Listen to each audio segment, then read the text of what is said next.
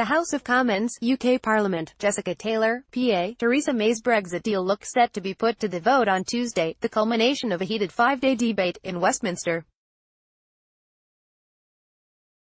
Here's how this week is expected to play out for the Prime Minister and Britain's departure from the EU. Laying down the law, Brexit looks as if it will make headlines from the start, with the European Court of Justice due to rule on Monday morning whether the UK can unilaterally revoke Article 50. Campaigners say that if the ECJ rules the UK can unilaterally revoke Brexit, it could give the country the option to stop the clock on leaving the EU, as it would give an alternative to the options of the Prime Minister's deal or no deal. The European Parliament building in Brussels, John Walton, PA, clear the lobby. Parliament will sit again on Monday to resume the Brexit debate, with a vote scheduled to take place on Tuesday. Following a weekend of pressure on Mrs May about the details of the deal, Downing Street could make some concessions on certain parts of the blueprint for Britain's exit. Should the Prime Minister not secure a victory in the vote, then interest will turn to the numbers.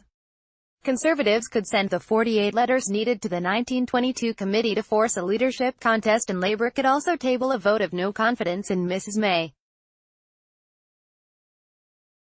PMQs, the weekly spectacle of Prime Minister's questions, is scheduled for Wednesday at 12 p.m. How the vote goes on Tuesday will govern whether Mrs May can use the occasion to hail a historic victory, or will be left facing enormous pressure to explain what comes next for Brexit. Return to Brussels. The Prime Minister is due to head to the Belgian capital on Thursday for the European Council summit. Brexit is not on the agenda. Instead, the EU's long-term budget, single market, migration and external relations are up for discussion, but should the vote not go Mrs May's way, she could look to secure concessions in Brussels.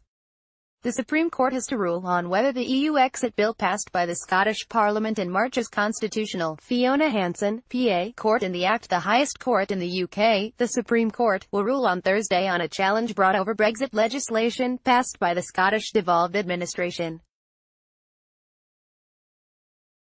The court has been asked to rule on whether the EU exit bill passed by the Scottish Parliament in March is constitutional and properly within devolved legislative powers.